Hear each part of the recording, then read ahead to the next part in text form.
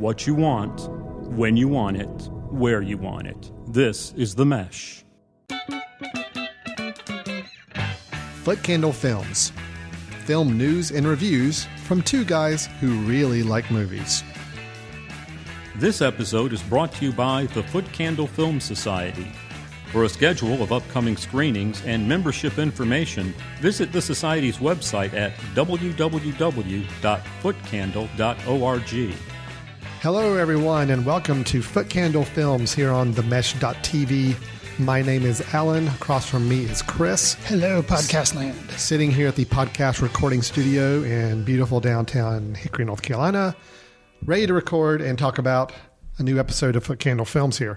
And Chris, we're going to depart a little bit from our normal format on this show, if that's okay with you this time. So no like strange Hawaiian headgear wearing. We're going to depart from that. We're not going to do that. That's correct. We are wearing different clothes than we normally wear during our recordings. Okay. We're just trying to mix it up a little bit. We're not going to do typical movie news, and we're not going to end the show with a recommendation like we normally do because we have some very important matters to attend to. We have some business to attend to in this episode. We will do one review of a film, Spotlight, that I'm sure many of you have maybe heard about, batted around in Oscar conversations. We will be reviewing that film. But after that, we're actually going to talk a little bit about the Oscar nominations for this year. And we've got our kind of recap of some of the bigger categories on that list, our thoughts on who we think might win, as well as our thoughts on who we wish would win. But then what we're going to do is we're going to officially end up 2015 by you and I recapping our favorite films of 2015, as well as our biggest surprise, our biggest disappointment, and to throw a little negativity in the mix, the worst film that we saw that was released in 2015. Maybe we won't end on that. Maybe we'll be that like next. Maybe we do that first. Maybe we just go and get it out of the way. Get the negativity out of the way. Get the disappointment and the worst film out of the way. Then we can go on and end on a very high-spirited note of positivity. Awesome. Yes, sounds good. That's the plan for this episode. Again, it's a little different, but we do know we've got some things to attend to close out 2015 officially from a movie-going year for us. So let's get right into the show with our one main film review as we talk about the latest, based on a factual event drama. The film is Spotlight. The Boston priests molested kids in 6 different parishes over the last 30 years. The church found out about it and did nothing. We haven't committed any long-term investigative resources to the case. No, we haven't. And that's the kind of thing your team would do. Spotlight? We've got 2 stories here. A story about degenerate clergy, and a story about a bunch of lawyers turning child abuse into a cottage industry. Which story do you want us to write? Because we're writing one. They knew, and they let it happen. It could have been you. It could have been me. It could have been any of us.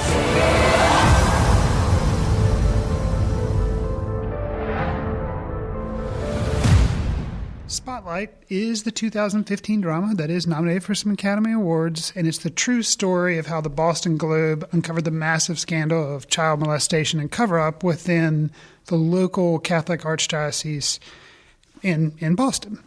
It stars Mark Ruffalo, Michael Keaton, Rachel McAdams, and the dude from Mad Men. I can never remember his name. John Slattery. Dude from Mad Men, yes. Yes, the dude from Mad Men. Not John Hamm, but John Slattery. Liev Schreiber and Stanley Tucci. Just murderer's row of, big stars in this. It comes to us from Mr. Tom McCarthy, who also, we have talked about 2 of his other films here on the podcast, Win-Win and The Visitor. So also Footcandle films that we brought to our film society.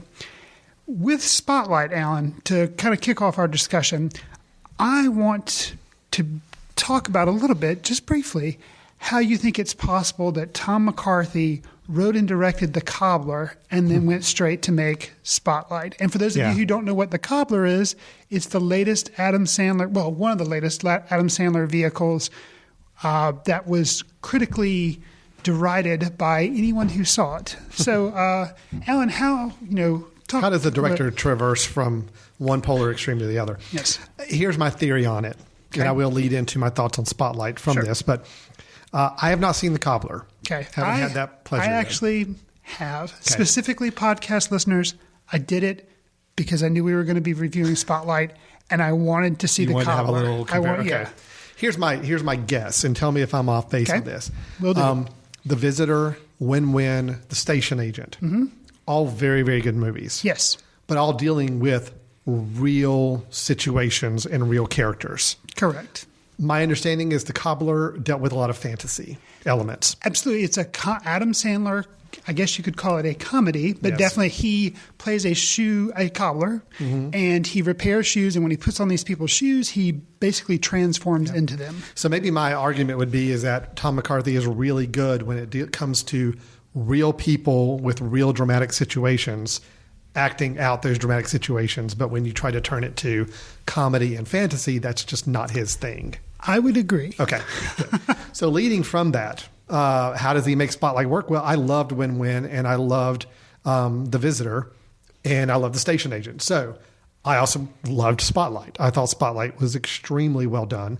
I'm probably a little slanted toward this film just because of the nature of the film. I love films that dig into the ins and outs of how people do their job. Okay. To me, that's always fascinating. And this film does, for me, the best thing I can say about this film is that I really felt like I was right in the middle of newspaper office politics and the ins and outs of what's having to be done to pursue the story they're going after.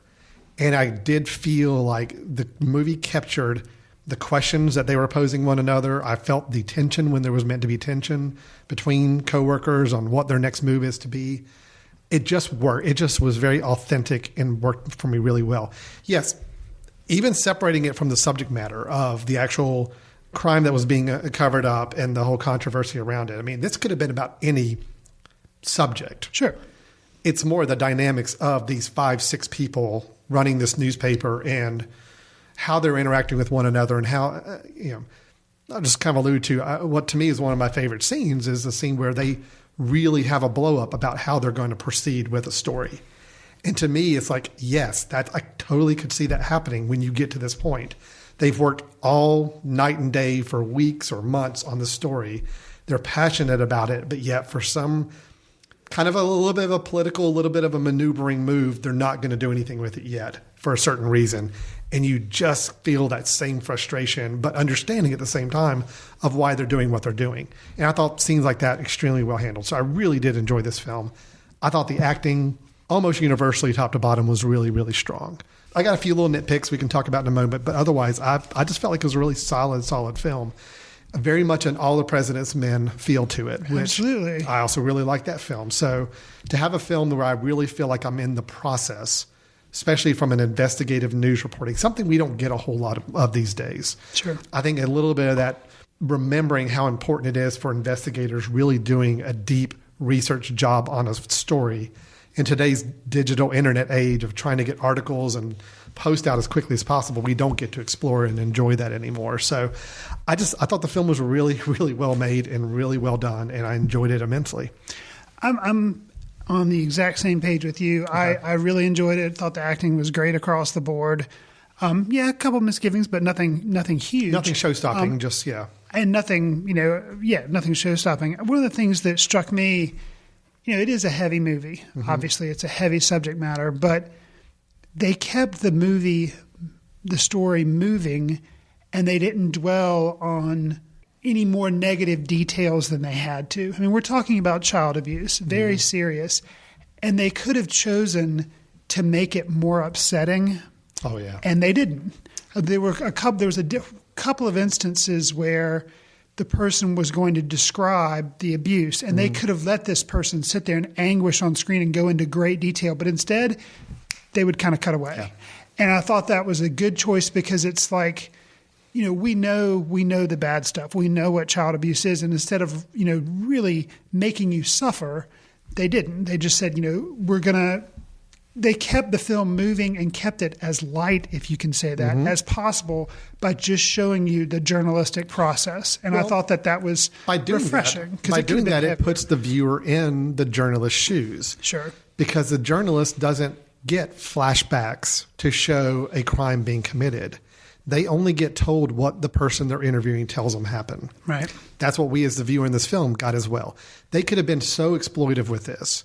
And as somebody was describing something that happened to him as a child, we get some sort of visual reenactment on screen, which, some films will do. Sure. And just play with the emotions and just go over the top with it. And this film refused to do that, which was great.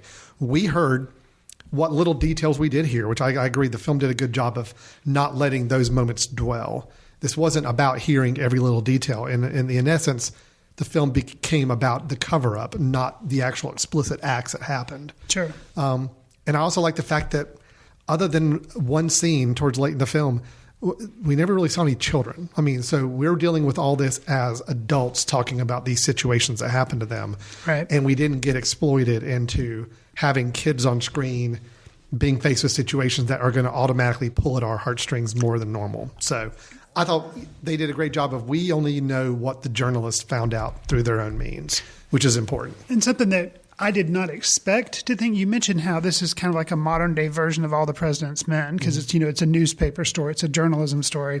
And I didn't expect to come away from the film with a sense of loss and a sense of sadness, in that I feel like that type of reporting is not really, maybe it is being done. I'm not really aware of it as much. But, newspapers are dying off. Mm-hmm. Like you mentioned, the media and online internet stuff is all instant.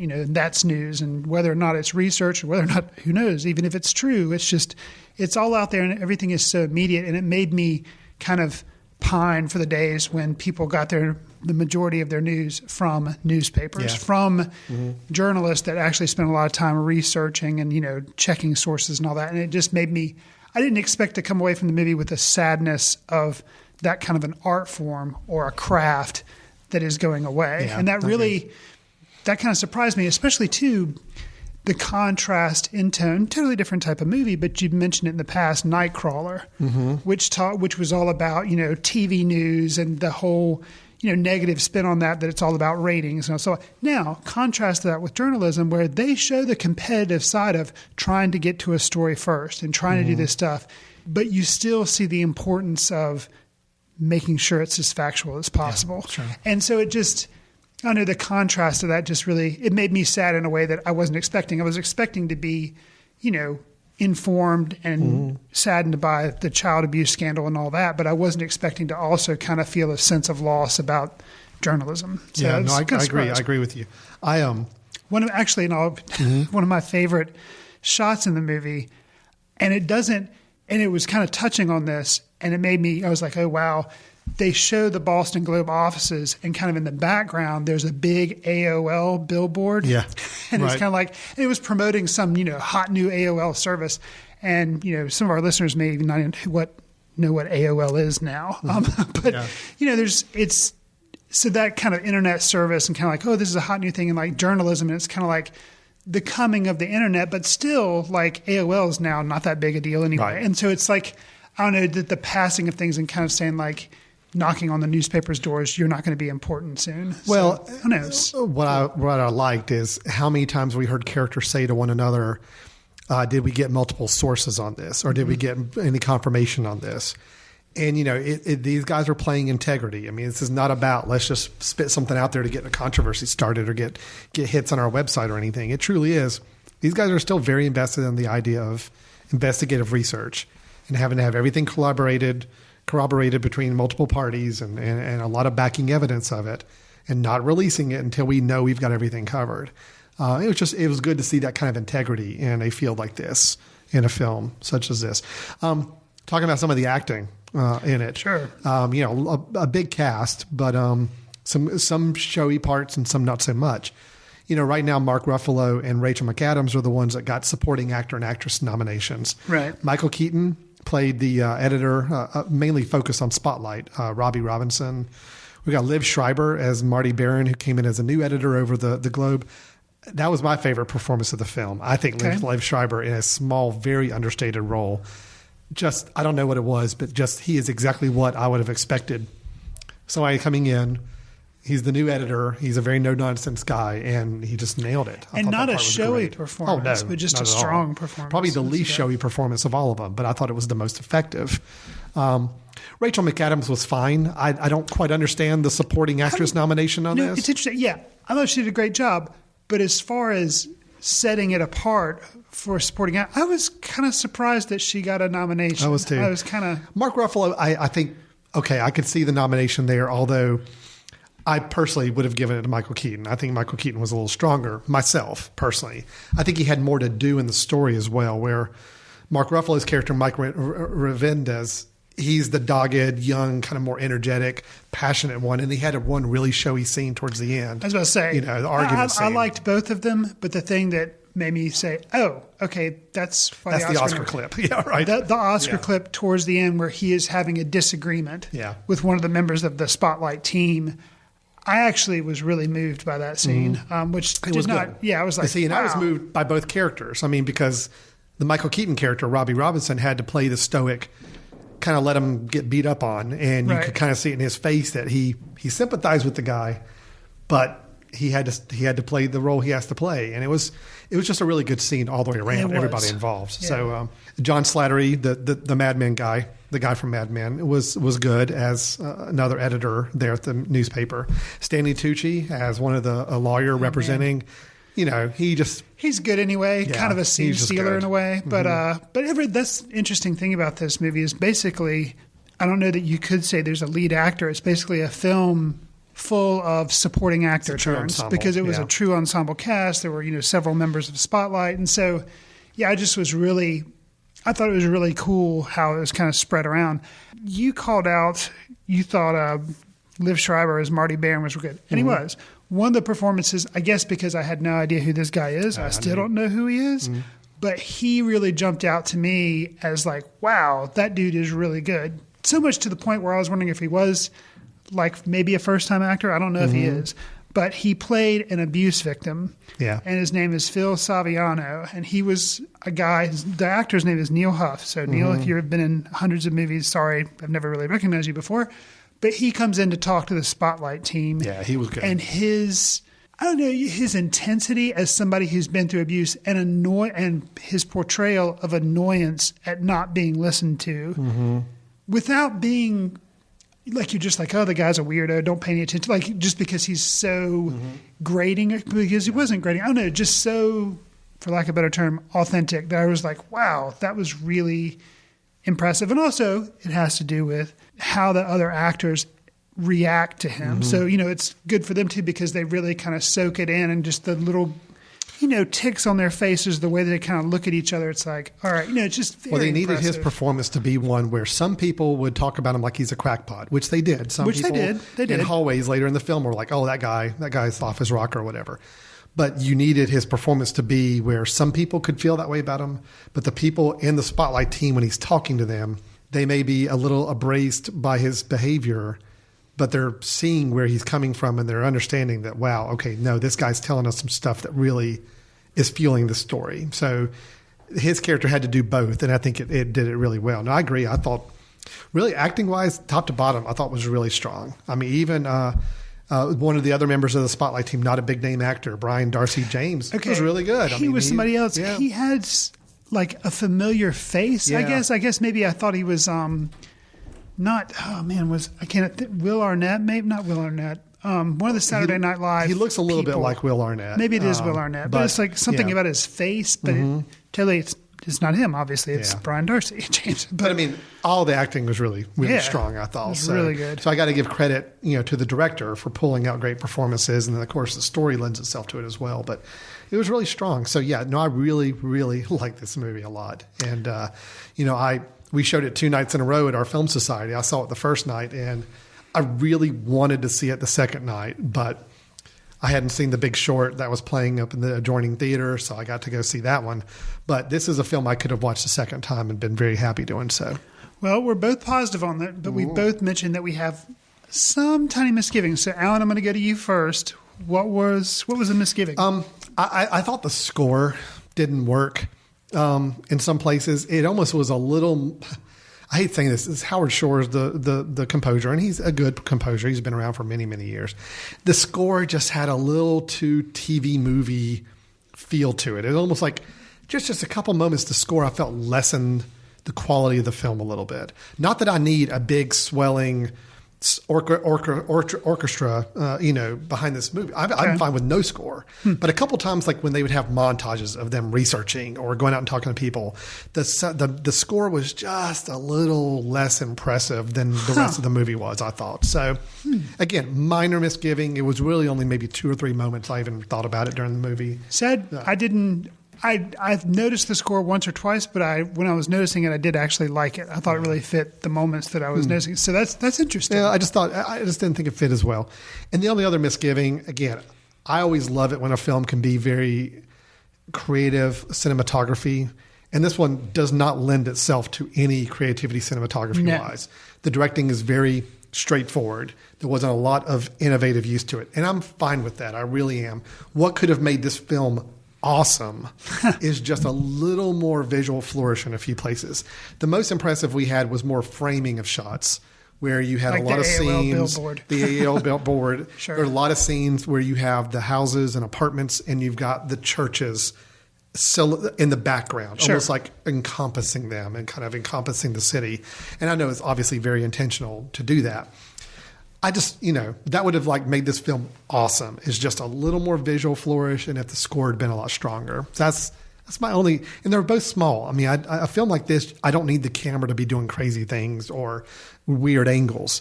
But at the same time, a few times I just felt like the shots were just so simple that it's just the acting and the story in the writing is what set it from being a TV movie in some situations from a production standpoint. Anyway, again, like I said, very minor. What do you have? Anything? One minor thing that is very minor. There's some smoke and mirrors done with John Slattery's character, and to me, at least, it kind of led me thinking down one path, and it turns out that was completely innocuous and actually comes to shadow another member of the journalism team. And I thought that was kind of unnecessary, and I guess done to maybe add some intrigue to what otherwise would be a very plain story about newspaper people researching a topic. But I thought that was maybe a little unnecessary, kind of like to just add, it's like you're trying to be straightforward. It didn't need to be that. We learned that one of the characters had some personal connections to the case with friends and other people. And I thought that was interesting enough. They could have explored that instead of doing the kind of the intrigue of a little tinge of a mystery, which I agree didn't really need to be there. So the other thing that I'll say is the framing of the churches in the background when different interviews are going on, that, it's not too bad. It didn't bother me. And it makes sense. And so there again, these are both your quibbles, my quibbles, both very minor. So we have to find something. We're reviewers. We're reviewing the film. We got to find something to pick apart. In the midst of these different interviews, at one point there is somebody who says he points, he's being interviewed and he's like, oh, and there's a church and there's a playground, and he kind of states it outright. And I kind of didn't need that, but it wasn't too jarring. But an example of that where I thought it worked was there's a subject that is being interviewed, and then later in the movie you see him, he's an abuse victim, and later in the movie you see him, I think it's maybe Mark Ruffalo is rushing to go somewhere. I can't remember the instance, but he's, the character, the action's going on, but you just see him with his kid out on a playground, and he just has this kind of vacant stare, and it's a very passing kind of shot, but it's just there but I kind of appreciated that touch more, I guess. Yeah, our quibbles are very, very minor. They are. They're extremely minor. Overall, very, very positive, strong film. Even though, one thing that I thought was cool too, and there again, I would actually say, Tom McCarthy, he's never been very visual anyway as a director, and doesn't push his cinematographer to do like crazy shots and stuff or fancy stuff. But the mere fact that this is about journalism and it's about kind of the slog of having to do the work and nothing fancy, and you can't, made it kind of cool too that you saw the streets and you saw houses and you saw churches in the background, but everything was very kind of confined on a human personal level. And only at the very end of the film do you actually see of like a wide shot of Boston, of the city of Boston. Yeah. And normally when they're trying to set the scene, you see like Boston. They show you all these like cityscapes of Boston, but they never really did that. And I thought that was kind of it was a good touch. No, I agree. So, Yeah, I was really impressed with the film. I enjoyed it quite a bit. And it sounds like we're both on the same page, giving it a very strong recommendation. So that is Spotlight. That is, I'm sure, still playing somewhere available nearby. Of course, we'll be anxious to see if it does any damage at the Oscars at all. It is nominated for quite a few things. Yes. I will say the buzz on it has probably been diminished a little bit in recent months, and we'll talk about that when we get to our Oscar picks. Thank you, Mr. In just a NR2. second. Yeah, I know. So, but anyway, that's Spotlight, giving a good, strong recommendation from both of us. And I believe, if it's not already, it's going to be out on iTunes really soon. Oh, good. Great. So, well, I definitely recommend everybody checking it out. All right, so let's move right on into our next segment if we can before we take a break. Let's do our Oscars talk. Okay. And then we'll do a break and come back with our best of the year recap for us. Chris and I, we're film reviewers. We have a film society. We host a film festival. So the Oscars are one of those kind of foregone standard things that we have to talk about. Yep. Although, Chris, I know, and you're probably a little more down on it than I am, but I'm also not like supercharged about it. You know, the whole awards thing for films, they never quite seem to match up with the films that I really feel like are worthy of it. It's a little more political. It's a little more who's got good money to promote the films, unfortunately. Right. However, it is really the most prestigious thing we've got going as far as awarding films and recognizing films. So that's why we talk about it. Sure. Not to say that we're huge, just, we feel like the Oscars are the end all be all. Although I will say, and kind of highlighting a little bit of this for us, as I go through the list of nominations, you and I put together both who we'd like to see win and who we think's going to win. Sure. There's actually a lot of these categories where I'm right in lockstep with where I think they're going to go and I'm hoping they're going to go. So more than normal. Normally it's polar opposites. I've got my favorite and then I know the Academy is going to go this way. Sure. There's a lot more that are kind of in the same line this year. So it's going to be interesting. I'm curious to see if you feel the same way about it too. Okay. So let's do this, Chris. We're not going to hit every topic, every nomination topic, because there's a lot of these that some of them we just haven't seen the films. A lot of the short films especially. So we don't feel qualified to make any educated guess on who should win or is going to win these. Our screeners are lost somewhere. Yeah, they keep sending them to the wrong address for me. Okay. So I'll have to kind of hunt those down somewhere. But let's hit the topics we do know that we can talk intelligently about. That sounds good to you. And I'm going to do it in a little bit of kind of reverse order, going from, I don't want to say lesser awards because these are all equally important awards, but ones that are probably not going to be the showy awards. Okay. Let's kind of start a little backwards. Sure. Can we do that? And we'll end with best picture and all that. Let's start with writing, the screenplays. There's two writing categories. There's the adapted screenplay, meaning they took a pre-existing piece of writing and have adapted it to the film. And then you've got original screenplays. So starting with adapted screenplay, we've got the nominations, The Big Short, Brooklyn, Carol, The Martian, and Room. With that, Chris, who do you think is going to win the Oscar for adapted screenplay? See, yeah, these, even though I've seen the majority of these films, haven't seen Carol, haven't seen Brooklyn. That was a combination, Carolyn, Brooklyn, and Carol. So I haven't seen those two, but I've heard a lot about them. So it's still kind of a guess, I really don't know. I'm going to say, because I think it may be the one thing it walks away with, I'm going to say The Big Short is my guess for who I think will win the adapted screenplay, although I don't really have an idea. And I actually, this is probably why I'm guessing this. I want it to win. So that's your guess and your desire. And my desire, yeah. Okay. So that's probably is unfair that it's swaying it that way, but oh well. Well, my guess and my desire are both for Room, which I still think very strong adapted screenplay.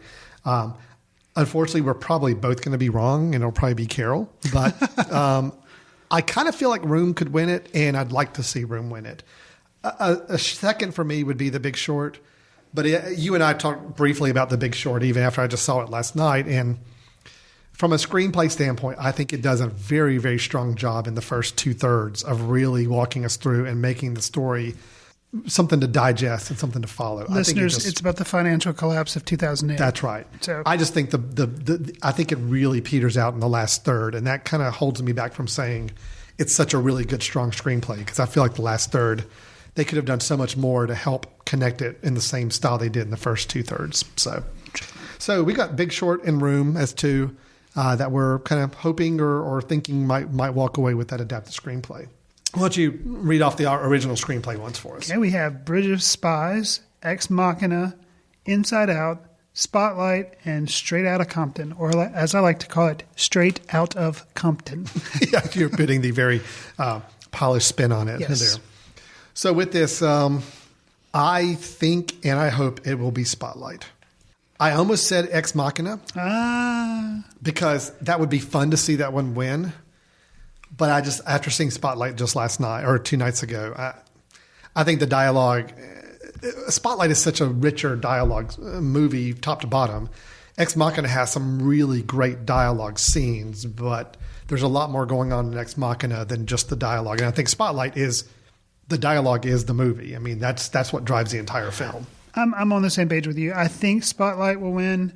I kind of would like, and I want it to win because, you know, I think it'll win because it's an Oscar-y type screenplay. You know, it's about something important. You take things like Ex Machina, Inside Out, Straight Outta Compton, not so much. You know, they're good screenplays, but not like Oscar-y material. Right. Whereas I think Spotlight is, and I want it to win because I really admired the film, and that may be the only thing it walks away with. I will say, like you, I kind of think it would have been cool if Ex Machina would have won. But I like sci-fi. And, you know, you've heard on the show that we were very favorable of that movie. So I will say, spoiler, I think Inside Out could come from out of nowhere and take it, though. Maybe. Okay. All right. Maybe. Well, we'll see. We'll see. It wouldn't shock. I wouldn't be like, you wouldn't be like, never said, it wouldn't surprised. shock me. Yeah. Okay. So that's our writing. Let me skip up a couple here. I do want to ask you about music original score. Okay. I don't know if you've given some thought to that. Sure. The nominations are Bridge of Spies, Carol, The Hateful Eight, Sicario, and Star Wars: The Force Awakens. I would just go ahead and tell you, the one thing about The Hateful Eight that I really did admire was the score. So I've got it down. It's got some buzz behind it because that Morricone came back and made this score specifically for Tarantino. And it was, So I did put it down as both what I would like to see win and what I think may win is The Hateful Eight. What about you? I'm kind of in the same ballpark. However, you know, John Williams' Star Wars Awakens. You never know, and John Williams is such a force. And the movie was he's a force. Exactly. I didn't even do that on purpose. Yeah. The movie was really well received. Yeah, but here's my problem with the score on The Force Awakens. I mean, 75% of it is derivative of the original Star Wars themes. So, you know, there was some new content put in there, but honestly, the new score, the new themes and songs are really not what anybody's remembering at all. So that's my only thing. If it's a makeup award to say, hey, by the way, your body of Star Wars related work, we're going to recognize it. But I just, I don't know. I think there's too much, it's derivative. Sure. Of the original stuff. Rightfully so. That's the way it should have been. It's just, I think it's hard to give it an award for that. So we won't go into great detail, but do you think, just because it is nominated for a couple of other categories, visual effects, sound mixing, sound editing, do you think Star Wars is going to walk away with any of those, or do you think it's going to be a Mad Max Fury Road Firestorm? What do you think? I think it's going to be Mad Max. Yeah? Yeah, I do. Only because the Mad Max Fury Road, you know, the use of practical effects, the overall sheer audacity of what they did with that film versus the CGI. Granted, Force Awakens did a great job of using both practical and CGI, so much more than most any other Star Wars movie had in the last 20 years. But I think Mad Max is going to walk away with a lot of these technical awards. I really do. So, okay, fair enough. How about let's hit film editing? This is just one I think is really interesting. You know, we have The Big Short, we have Mad Max Fury Road, The Revenant, Spotlight, and Star Wars: The Force Awakens. As I look at this list, Chris, and I guess this is the way I look at film editing. Tell me if you see it a different way or what. I look at films like Star Wars: The Force Awakens. Yes, it is a competently well-edited film. Sure. But there's nothing about the editing that makes me stand back and say, whoa, what are they doing? This is really cool. It's really interesting. Spotlight, same thing. Very competently edited. Mm-hmm. Shots lasted the exact right beat, and they didn't last longer than they needed to. They didn't go shorter than they needed to and all that. The Revenant was a lot of long takes. I mean, to me, editing was probably a lot more minimal in The Revenant than most other films. Okay. Mad Max Fury Road, yes, technically I think Mad Max Fury Road could probably win film editing because it was a much more chaotic style of editing to convey the action it needed to. But I thought the editing in The Big Short was really interesting. I just thought it was a little more daring. It was just, let's cut lines off in the middle of sentences because we want to kind of jar you into the next moment. And we want scenes to be some protracted long and then others are just really, really quicker than you would expect. It was just a lot more innovative with the editing. So I would like to see The Big Short win for film editing. I think it's going to be Mad Max Fury Road. But what are your thoughts there? I don't really know who I would want to win, but I think Mad Max Fury Road is probably the lock for who will win. Yeah. So It just, the editing helped really carry the energy of that film as much as it did. So, yeah. Okay. Let's see. Why don't you rattle off documentary, best documentary for us? Best documentary feature nominees are Amy, Cartel Land, The Look of Silence, What Happened, Miss Simone, and Winter on Fire, Ukraine's Fight for Freedom. Alan, out of these 5, I've actually been lucky enough to see all 5 of them. Oh, good. Okay. So I've only seen like, 3 of the 5. It's like a rarity where I've actually seen all the films in the category. What did you pick for? Well, I would love to see Amy win just because I still really like the fact that it was used all archival footage, but they were able to weave it together in such a way that it made it for a really compelling documentary. Got you. I think The Look of Silence will win, though, only because there's a lot more going into making The Look of Silence. I mean, it was a grueling documentary to make. It's a grueling one to watch. There's a lot more production and elements involved in making that film work. I just enjoyed Amy more. So, for what that's worth. What about you? Well, because I actually got to see these, which was nice. And you just recently saw The Look of Silence, correct? Correct. Okay. Yeah, you and I have not talked about your thoughts on it. We haven't. I caught up with them, and Look of Silence was the very last one I caught up with. I think it's a very strong. All these films are very strong, but if you're playing like Oscar politics, I think Amy and What Happened, Miss Simone will cancel each other out. Okay, because they're both musical figures. Right. They both have kind of some tragedy stories. To them. I think edging on the Amy behalf would be that it is like original found footage type thing. That does give it kind of a uniqueness. But I think they'll kind of cancel each other out in like voters' minds. Just the kind of the shagginess, the rough nature of some of the stuff for Winter on Fire, I think would not make it a winner. So that leaves us with Look of Silence and Cartel Land. Okay. I want Look of Silence to win. Okay. And I think it will. Okay. And kind of for the same reasons you did, it's kind of the sequel piece to The Act of Killing, which we reviewed on the show. And it is very Oscar-y. Basically, Yeah. Cartel Land is too, and is a very interesting documentary. It's actually on Netflix, so I recommend people, or you can get it on Apple iTunes.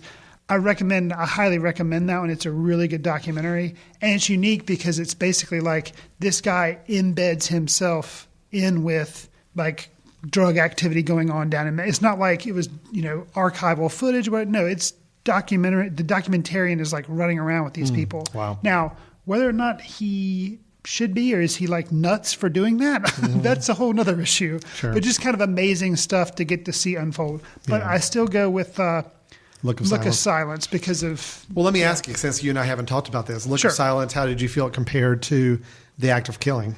I need to see Act of Killing again because Act of Killing, when you and I saw that, we reviewed it, that was my first exposure to kind of the history and the situation of what had happened and how these people, there was like a genocide and they were wiping out people who they thought were communists, and kind of the really rough nature, and how the people responsible were people that were in power now and basically weren't held accountable for the war atrocities they did. So my exposure to that idea happened in Act of Killing. Okay. Here, it's done in less of a flashy way, and it's basically just a series of interviews of this guy who's an optometrist, and he, comes in gets in contact with these meetings with these people while he's treating them for eye care. But he asks them about, what they did. And you would think that would play out the same way over and over, would get kind of repetitive or get boring, but it doesn't to me. And there's kind of a reveal of something that happened as far as his storyline, which he lost his brother because of the killings that were going on. But a brother he never really knew. True. He died before he was born. They were very different ages. But he knows how it affected his mom and dad. Yes, exactly. And kind of a revelation that kind of comes towards the end of the film about some circumstances surrounding his brother's death and the reaction of those revelations to him and to his mother specifically. Yeah. Very interesting. Oh, yeah. And just, so I liked Look of Silence. Maybe a little bit better than you, but I think if I were to go back I'd need to go back and see Act of Killing again and see how I compare them. Act of Killing was just so not just unnerving, and you admired the difficulty of getting that film made, but it was also just odd and weird and just had enough interesting things going in the gut-wrenching scene at the top of the roof at the end is just still kills me. Now, I will say The Look of Silence had one of the most nerve-wracking film scenes I've seen, where he's talking with the whole family about their father and confronting about some of his crimes. And the tension in that meeting was intense. And the mother gets up and leaves. Yeah. Oh, it was tough. And I know, as we talked about with Act of Killing, we were kind of unsure. You don't know if the documentarian is kind of entrapping some of these people or how. Well, with Look of Silence, specifically in that scene that you're talking about, there is footage of an earlier time where the wife and her husband are there talking to a camera. Then they're interviewing the husband. Apparently has passed on, so it's just the wife and her children, and he's asking her questions, and she's kind of like, I don't really remember. A laptop is pulled out, and that footage is then like played. It's basically like, here's what I'm talking about. That's tough. There was some really tough scenes in that film. I just think The Act of Killing just had a much more dynamic feel to it as a documentary, where Look of Silence, I kind of feel like it's almost like the B-sides. It's like, here's another storyline that kind of supports the first film, a little bit of a step down as far as the impact we really get from it, but this is stuff that's just too good for us not to do something with. Show. So that's kind of the way I felt with it, but it's still very, very good. I think it's got a good chance of winning because Act of Killing did not win. Correct. And I think that was a real crime. This may be a little bit of a makeup to it as well. 20 Feet from Stardom won instead. It did. And I was really surprised at that. Yeah. I will say I liked Act of Killing. I think kind of the set pieces of making them reenact stuff kind of got maybe in the way a little bit. I mean, that was the whole pretense of how he got these people drawn in. He was letting them reenact stuff, and they thought that was cool because they thought it was like a Hollywood movie.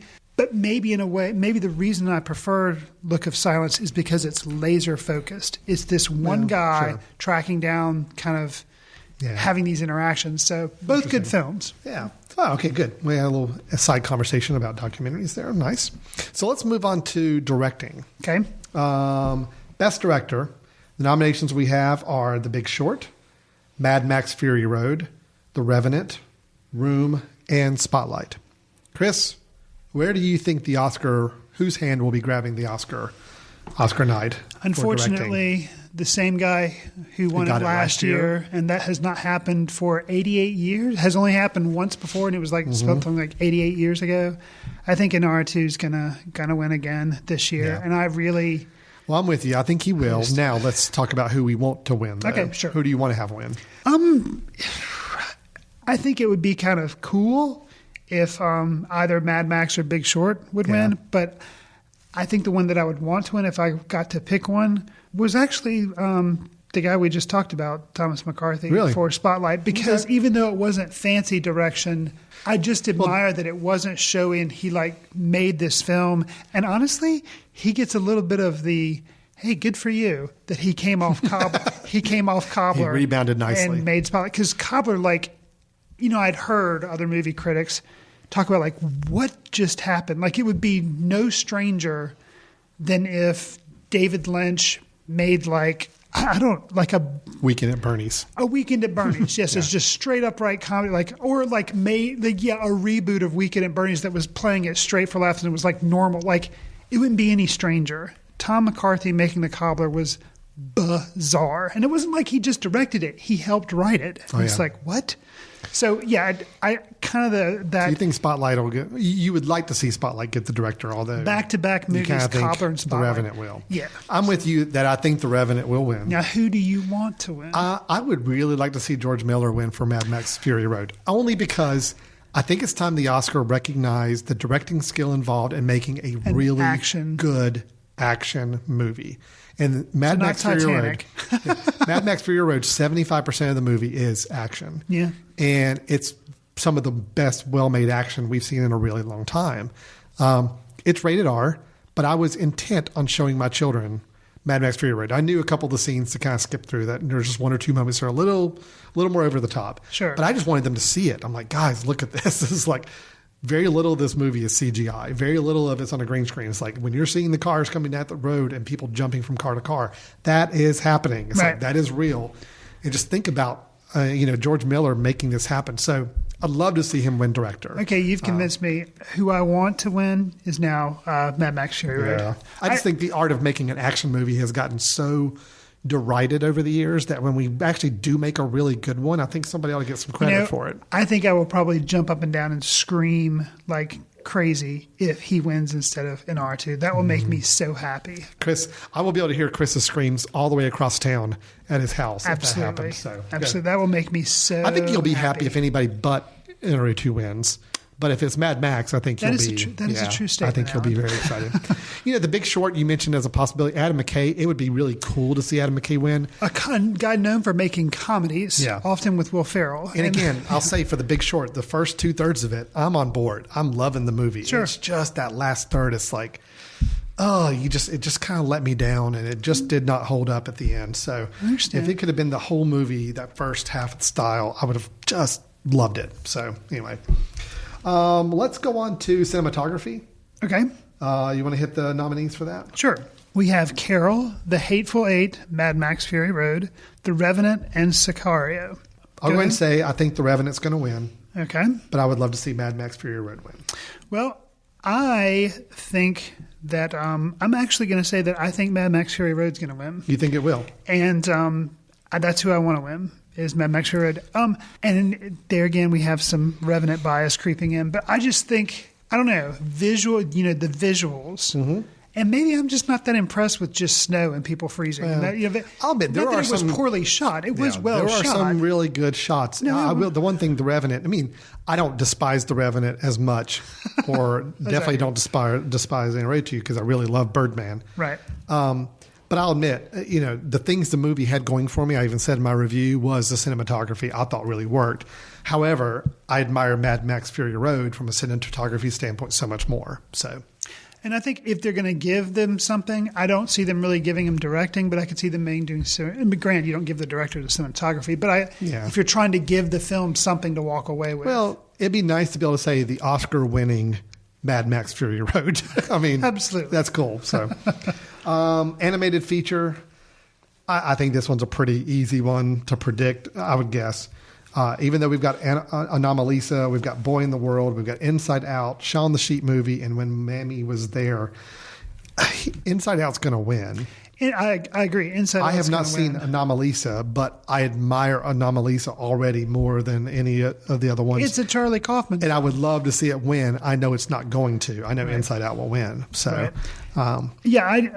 what's crazy to me about this category is usually because I have younger children. They're getting older, though. I've usually seen the majority of the films, or at least I've heard of them. Yeah. Boy in the World and When Marnie Was There, never heard of either one of those. I think that is awesome. It is. It was I say, I don't mean weak as a negative. It was a weak year in terms of animation from the big studios. Gotcha. In other words, we didn't have the big popular movies that were just eating up all the attention from animated source. A lot of times we have like a DreamWorks versus Disney battle going on. But there was no DreamWorks in here. Right. The Pixar film did get nominated and probably will win. But outside that one Pixar film, it was all independent animation, more or less, which is really cool. Yeah, I got to see, I've only seen two because of what I was saying. I saw Inside Out and I saw Shaun the Sheep. And I liked Shaun the Sheep, but I think Inside Out will probably walk away with it. Who do I want to win? It's kind of stupid to say because I haven't even seen the movie, like you were saying. But I'd really think it would be cool if Anomalisa would win. I did too. Also, just the audacity of making it the way they made it and the subject matter involved. What's kind of crazy, it's an R-rated movie, but it can be cool because this, I think in people's heads, which is why it won't win, but in people's heads that you hear animated features, it's like, oh, okay, what kid movie is going to win it? But it shouldn't have to be that way. So that's why I think Anomalisa, without being seen, I think it would be amazing. And I have heard a lot of people say they really thought it was good. You know, critics do really like it. So, That's cool. But I don't think it'll win. Well, let's hit the acting categories, and we'll kind of go through these a little quickly here. We got 4 of them to cover. So let's go first with actress in a supporting role. We've got Jennifer Jason Leigh for The Hateful Eight, Rooney Mara for Carol, Rachel McAdams for Spotlight, Alicia Vikander for The Danish Girl, and Kate Winslet for Steve Jobs. Chris, who will win actress in a supporting role? Who will win? This is tough. And actually, who will win and who I want to win are not the same person, but they could end up like it's very close. Okay. I think it's going to really come down to like last minute. And having not seen Carol, this is really hard for me to judge.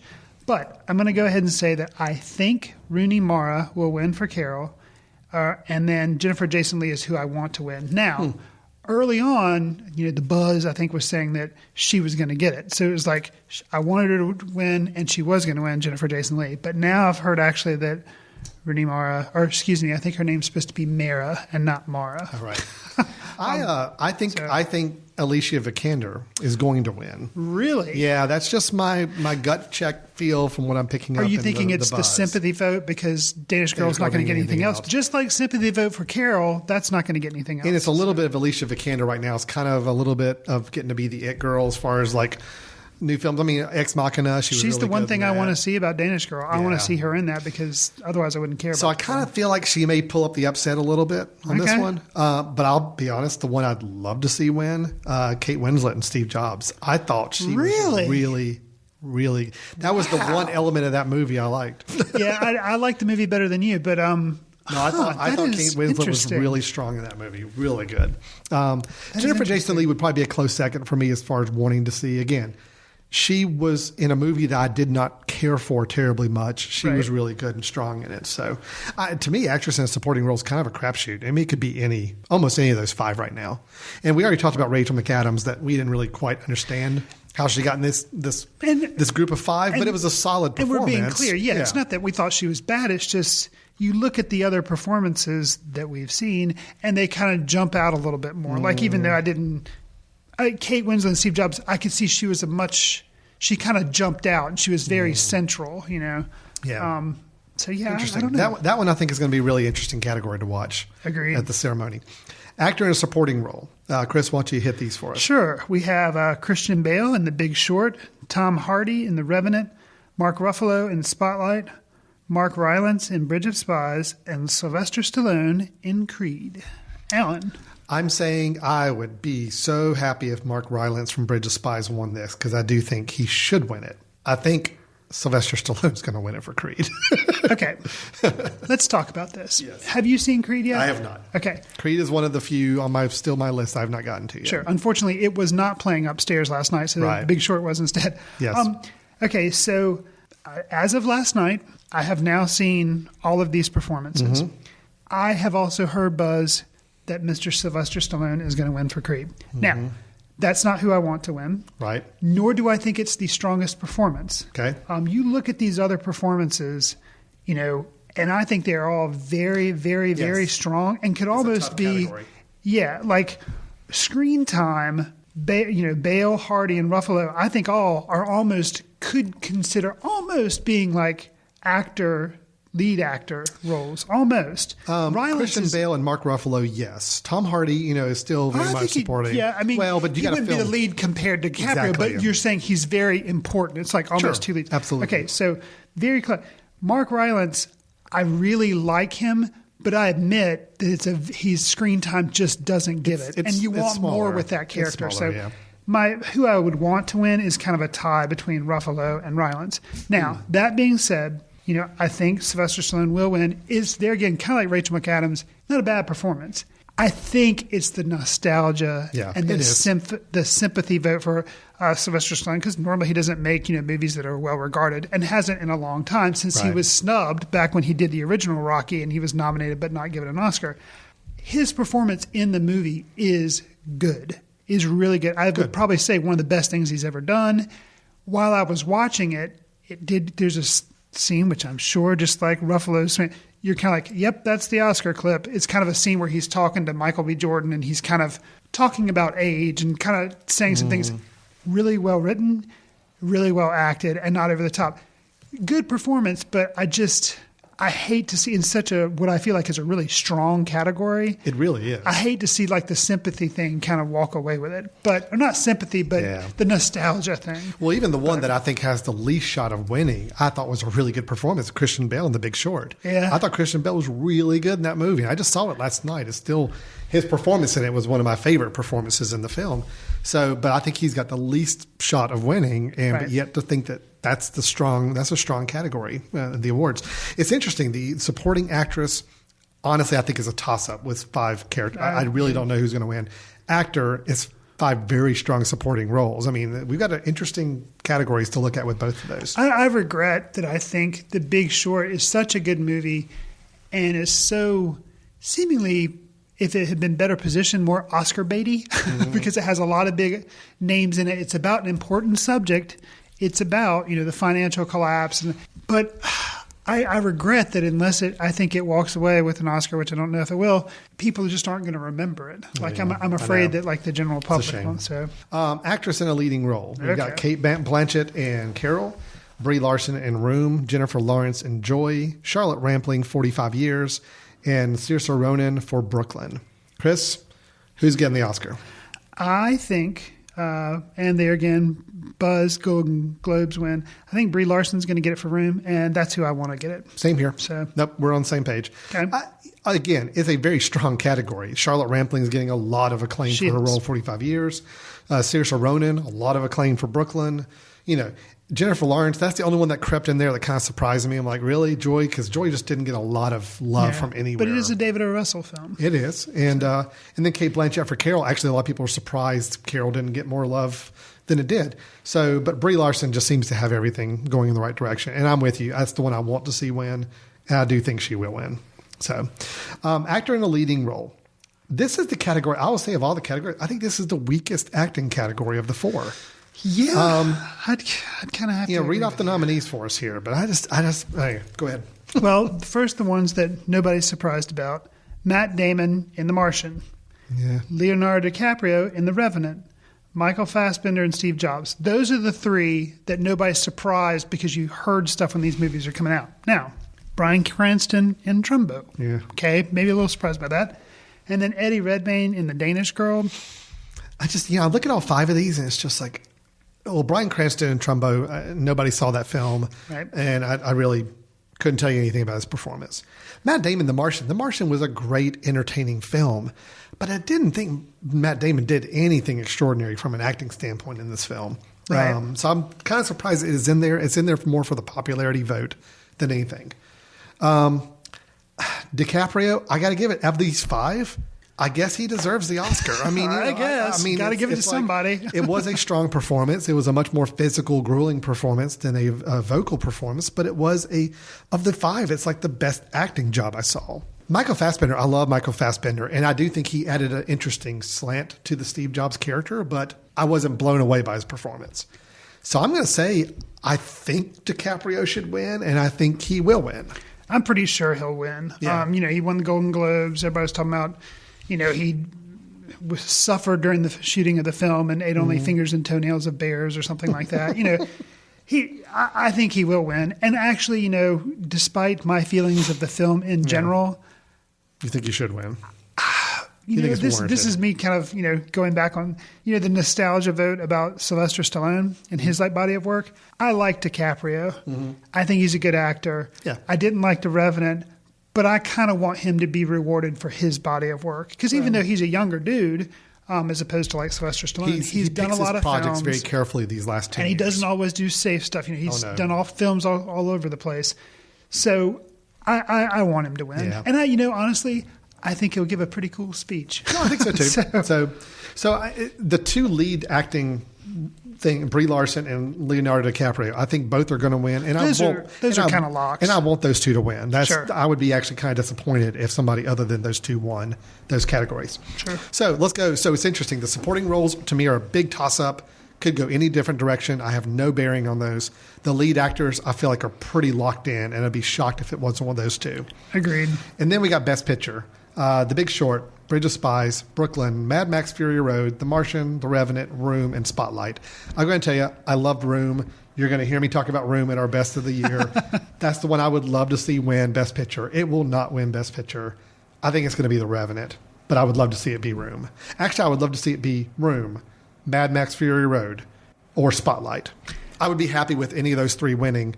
The Revenant, I don't feel like is a Best Picture, but I got a feeling it's going to win it. Revenant, I think will win. I don't want it to, obviously, for all the reasons I've talked about. Me personally, I want Spotlight to win because I feel like Spotlight or Big Short. There's the one because I feel like they're really good movies about really important subjects that are going to kind of be dropped by the wayside.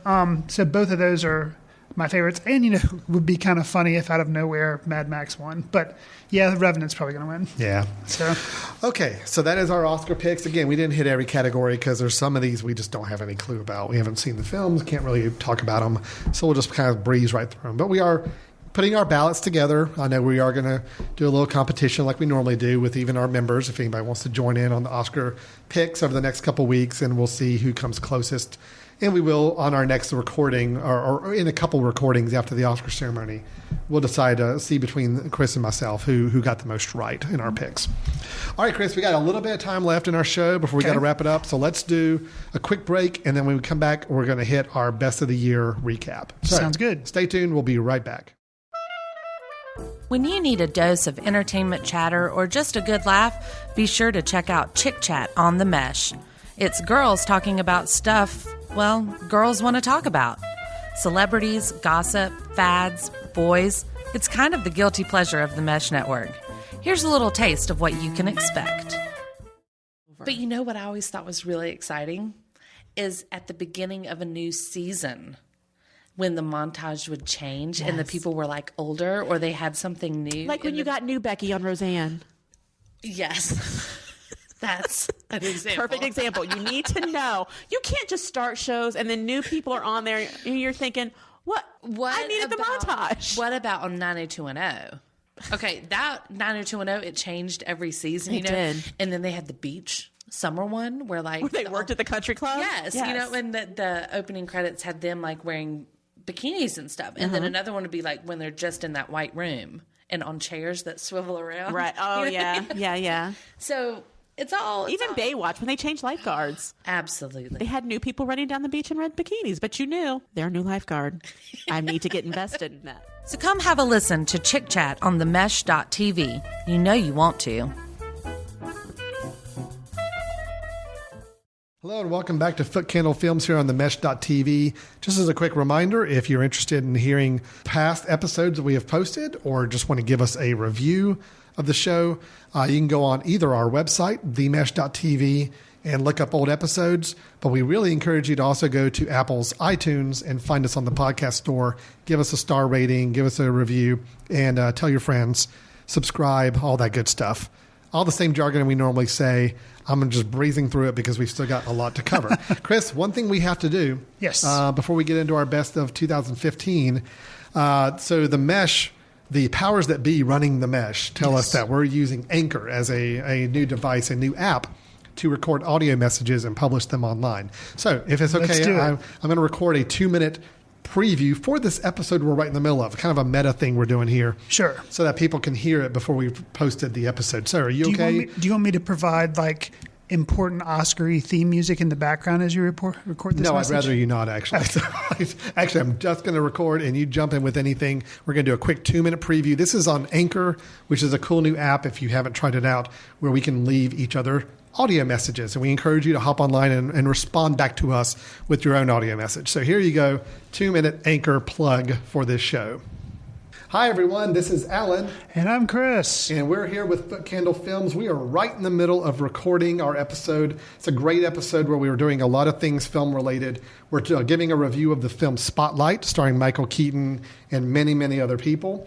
We moved right into our Oscar picks for this year as the ceremony is coming up in just a few weeks. Chris and I gave all of our picks for what we think are going to win the Oscars, as well as what we hope will win the Oscars of those. Basically, you can just close your eyes and vote Revenant on almost everything. For what's going to win, maybe not what we want to have win. So let's make a note of that.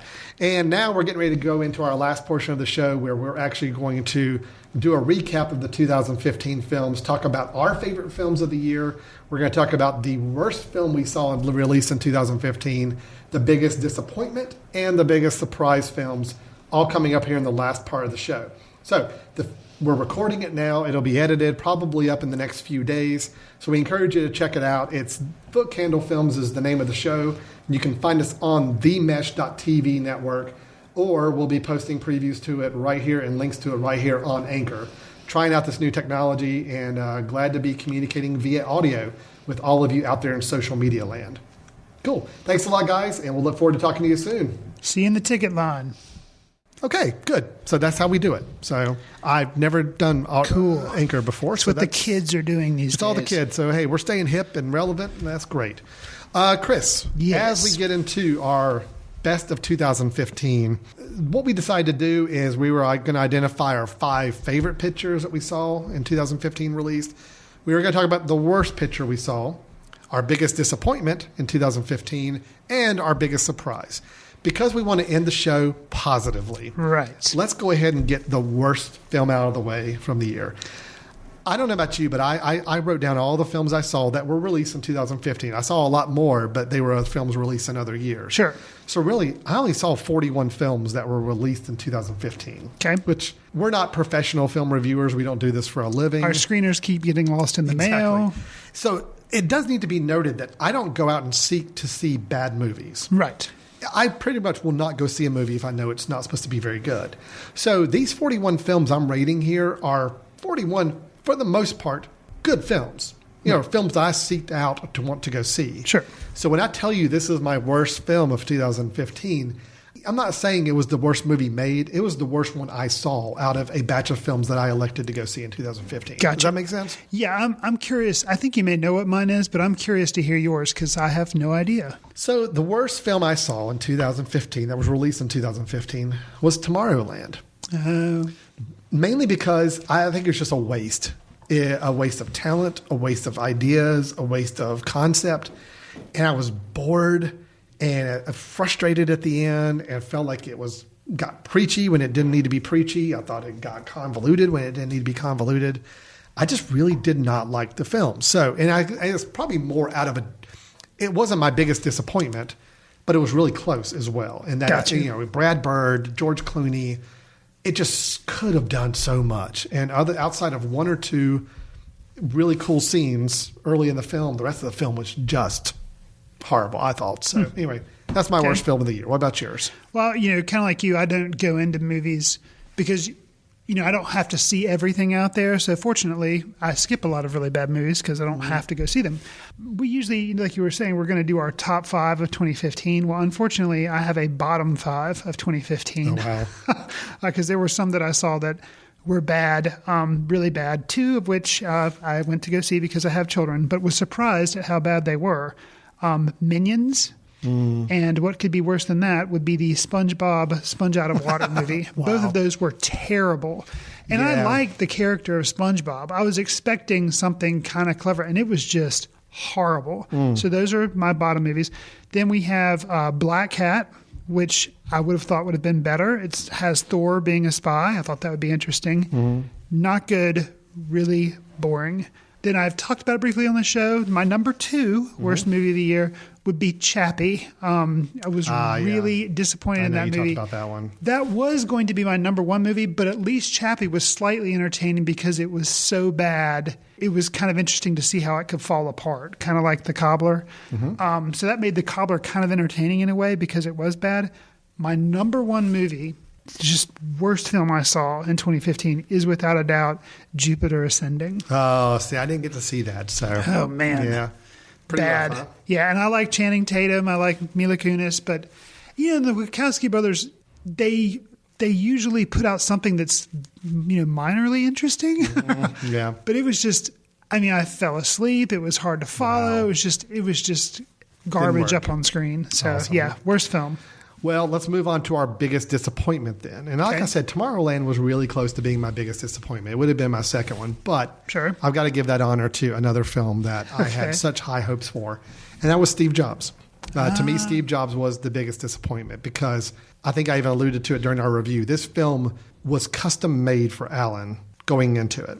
Michael Fassbender, Danny Boyle, a film about Steve Jobs. I'm like, yes, everything is coming. Yes. I was those guys that would like break away from work to go watch the Steve Jobs keynotes whenever they were streaming live. Sure. So to know that this film took place over 3 keynotes and it's just, oh yes, this is perfect. This is exactly what I want.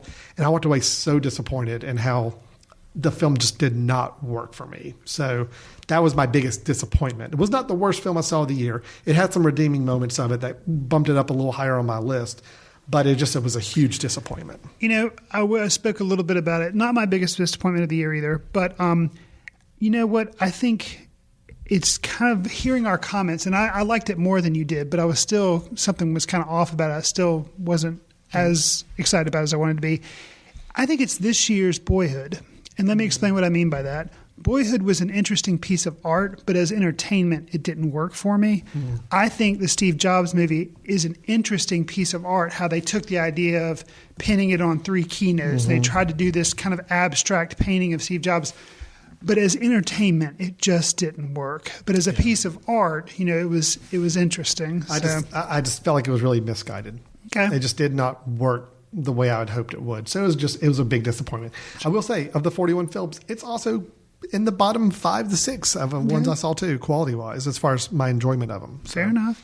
My biggest disappointment, not to anybody's surprise, was the Hateful Eight. Hateful Eight. That was my second, Okay. Well, Tomorrowland, Steve Jobs, Hateful Eight. Those 3 altogether are just very disappointing for me. So, yeah. Gotcha. And Hateful Eight was in my bottom 10 of the 41 films I saw also. Okay. So, okay.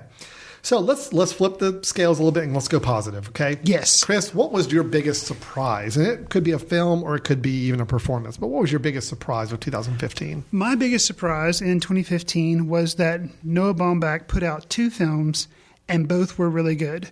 I expect him, you know, in general, I liked him. I liked Francis Ha from a couple years ago, but we reviewed While We're Young on the show and I really liked it and I really responded to it. Well, then he came out in 2015 with another movie, Mistress America, and I liked that one equally as well, if maybe not a little better. So that was my biggest surprise, is that a director that I like put out 2 films in the same year, and they were both really, really good to me. That's awesome. So that was kind of a cool surprise. Well, I'll say this. Truly, my biggest surprise of the year was Mad Max Fury Road. Okay. Mainly because going into it, I'm trying to think of surprise in terms of when I first heard the film was being announced. It's like, oh, really? I mean, I remember Beyond Thunderdome. I went to go see that one several times at the theater when I was a kid. It's like, really? We're doing Mad Max over again? Sure. Oh, Tom Hardy's in it? Well, okay, he's a good actor, but still, I have no interest. Right. I even remember you and I talking about it. We had no interest in seeing this film. So that truly was probably the biggest surprise, to see not only how good it was, but now all the acclaim and attention it's getting. I'll say it's a little bit of a minor surprise. What would have been probably my biggest surprise, truly, because Mad Max Fury Road is kind of this big thing now that I kind of have a hard time saying it was a surprise. The film Danny Collins with Al Pacino was actually one that just connected with me so much more than I ever expected it would. When we brought it to our film society, I thought it was going to be just hey, it's an Al Pacino film, and okay, it's about music, and I'm sure our crowd will appreciate it to some degree. Right. But I really like that movie. I've seen it 3 times now, actually. Really? Twice at the Film Society, and I've seen it another time at home. So okay, I've just seen really it once, but it's interesting that it holds up too. It does. It's just a good movie. Okay, it's one of the best things Al Pacino's done in quite a while. I'll say that. Okay. All right. So our top 5. Yes. Chris, how about why don't you go first? And if you want to count up from 5 to 1, and then I will do the same. Let's see if any of ours overlap at all. Okay. So. My number 5 is a movie that I've mentioned here on the show. I believe is one of my recommendations, but it is Me, Earl, and the Dying Girl. Okay. It was a big hit at Sundance, and I saw it and also really liked it. I have not seen that one yet, so I'll have to make sure that's on my list. What do you have for number 4? Or do you want me to go back to my number 5? Let's Let me do number 5. Just see if we intersect it all down the road. Sure. What We Do in the Shadows is my number 5. That may have come out in 2014, but I think it's technically hit the circuit Right. in 2015. Sure. I know it was early in the year, so it's kind of maybe drifted off a lot of people's memory so far. But I just still love that movie. I think it's hilarious. I think it's one of the funniest movies I've seen in quite a while as far as new movies coming out. I need to revisit that. Yeah, it holds up really well. It's actually, it's like Anchorman and some of these other movies that I could watch over and over again when it comes on. The more I've seen clips from this movie, I just find myself busting out laughing. So that's my number 5. What is your number 4? My number 4 is going to be the movie, one of the movies that I just talked about. It's Mistress America. Wow. So yeah. Going with some small films here on the top. That's nice. I think you may say this is the typical Chris Fry indie top 5, but just to give you a little bit of spoiler. But yeah, Mistress America definitely has my number 4 slot. Interesting. So. That's another one I did not get to catch up with. My number 4, I'm going to go a little more mainstream. Mad Max Fury Road is actually in my top 5. I had even more appreciation for it the second time I saw it than the first one. And again, just the sheer audacity of the film and the construction of it. And it was fun. It was a fun, exciting, thrilling movie. And I'm just happy that it's getting the acclaim it is right now. Okay, fair enough. Yep. My number 3 is actually a documentary. Okay. And of all the documentaries I saw this year, which I saw a lot of really good ones, the one that's going to make my top 5 is Cobain, Montage of Heck. Oh, right. And after seeing that one, I'm a big Nirvana fan anyway. Liked them a lot. And just this documentary, the inventiveness, the animated parts of like taking pieces of his diary and animating them, and just all around very interesting. Really liked the way the documentary ended, where they chose to stop in telling the story telling the story of his life. It's just very interesting. And the feeling that I had after it was just, of course, sadness. Very similar to Amy. But I guess I figure Amy's getting a lot of acclaim, whereas Cobain's kind of being forgotten about. This documentary. So I really like it. It's my number 3. Well, I've got to drop the big spectacle bomb in here. I mean, but I do think Star Wars Episode 7 is my 3rd favorite film of the year. I think it's really good. And even though I had some misgivings with it, I didn't think it was a perfect film. As I look back on the year and say, what did I really enjoy? What do I look forward to seeing again? It's really up there in my top 5. So Star Wars The Force Awakens is my number 3 favorite film of the year. Again, I do want to stress, these are favorite films, as opposed to what I thought were maybe the best crafted films or the most expertly made films. This is really just for me. These are the ones I would want to watch again. So I feel really bad that, spoiler, Star Wars isn't anywhere in my top 5. It should be, but it's not. Because it was one of the best movie-going experiences I definitely had of 2015. Yeah. Well, what is your number 3? Or number 2? Number 2. My number 2 is a movie that I really liked. It's a very talky movie, not a lot of fancy directing or anything, but the performances in it were great. And just something about, there again, the feeling I had after I watched it. End of the Tour. Yeah, I knew that one was going to be up there for you. It's a big one for me. Jesse Eisenberg does a really good job as like a Rolling Stone reporter who goes to interview David Foster Wallace as being played by, Jason Segel. Yeah. And just really like those two performances, and kind of a smaller movie, but just kind of, you feel like you're hanging out with two kind of interesting guys, and both of them famous. And you just, I don't know, something about it just really worked for me. So, well, if it's okay with you, let me just go ahead and mention my 2 and 1, and then you can come back to your 1. Okay. Just because I've already talked about them almost nonstop in this episode.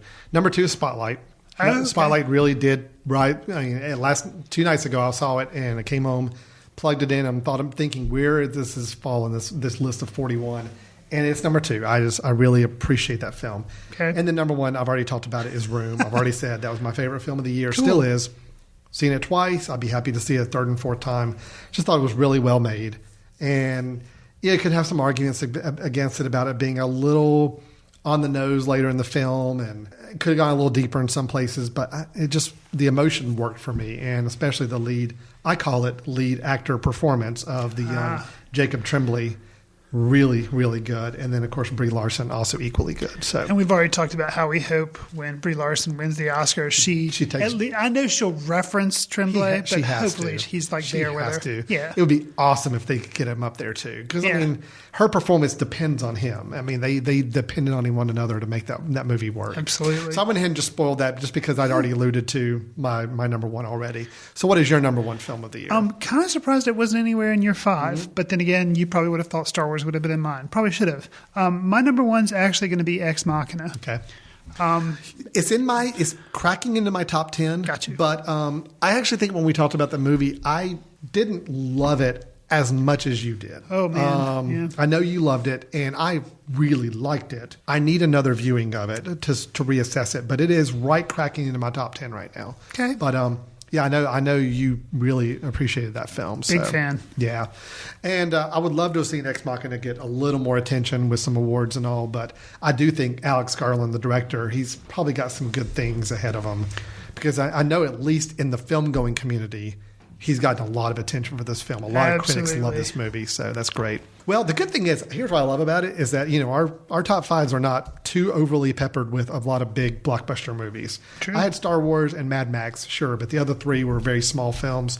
Almost all your films were small films. Smaller, yeah. So, that's cool. That's nice to make sure there's a little light shine on some of these other films that you may not be thinking of. So that's great.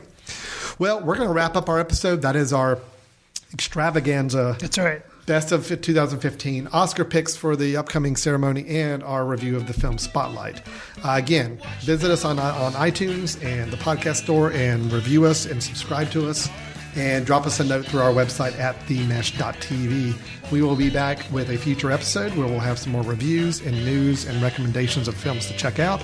And I'm sure after the Oscars are done, we'll do a quick recap to see how we did in our news section against our ballot as well. So thanks a lot for joining us today.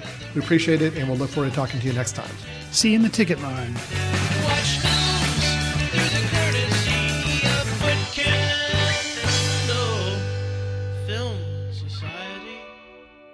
Special thanks to Carpal Tuller for the show theme music. For more about Carpal Tuller, visit www.carpaltuller.com.